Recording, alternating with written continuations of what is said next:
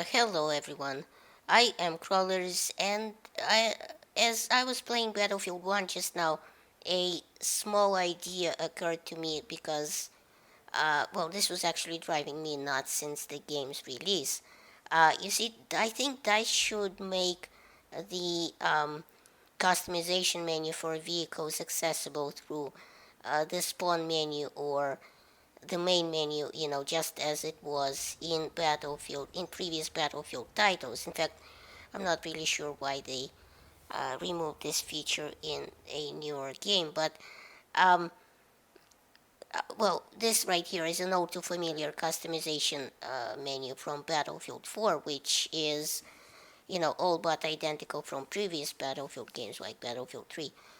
Now you can click a vehicle in the spawn screen, whether it's spawned or not, and customize it to your liking, like, skins and weapons and countermeasures and so on.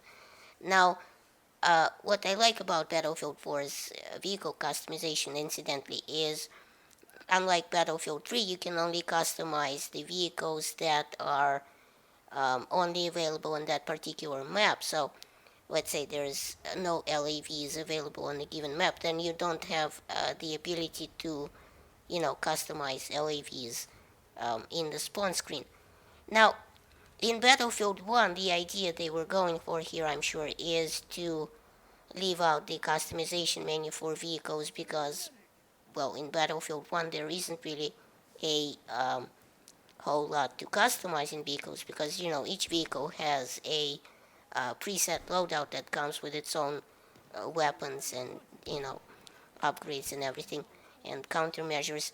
Well, I'd argue that it is actually not a moot point to make this customization menu as it was in previous games because, even with that little amount of customization going on, because these vehicles are pretty hard to spawn into, because they're obviously first come, first serve.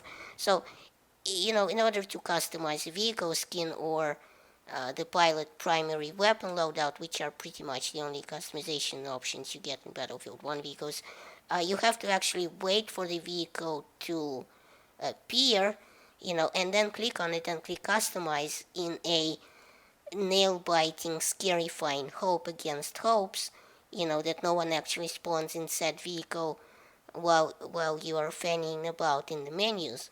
And it isn't supposed to happen. Vehicles are supposed to stay locked once you select them for for you to be able to customize them, for however long you want. But it happened to me on several occasions that vehicles, were taken during customization process. I mean, this wouldn't be a DICE game if there were no bugs. And well, there is a workaround. Of course, you can join an empty, conquest round and customize all vehicles, and then quit it and go to whatever server and just spawn them.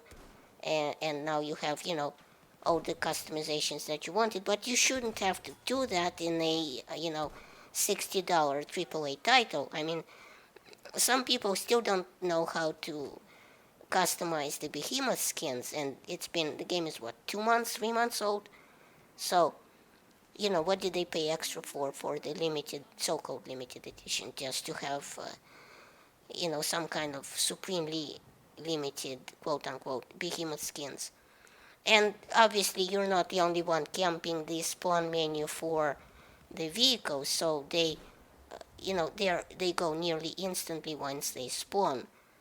This, for example, is not a sped up shot of a fighter plane spawning and then being occupied while I was cursing and clicking furiously, on the spawn button. Needless to say, they go fast, like really fast. And I mean, if nothing else, it would make for a cool showcase of tanks and planes if DICE includes this, in the main menu customization option in the, main menu. So, thanks for watching. I hope DICE sees this video and, maybe throw this idea at the game, see what sticks. And now, please go and give that like button below a good old-fashioned rogering. And remember, in Soviet Russia, YouTube hacks you. Um, update to all this stuff. Actually, disregard all the previous stuff I said in this video. In fact, go out and close the browser altogether and start fapping to Pornhub, because DICE apparently is trying to implement a uh, main menu customization idea for vehicles already. So that is something they've definitely looking into, because it was one of those things that they didn't have time for on release, again, as this happens for many pretty much non-essential features of the game. And this is a pretty cool idea when a dev actually replies to a comment you made, or the community, or agrees with said community. It kind of feels like you're you know uh, being listened to, apparently, from even such a big company as DICE or EA, which is a good thing, I think, for everyone involved.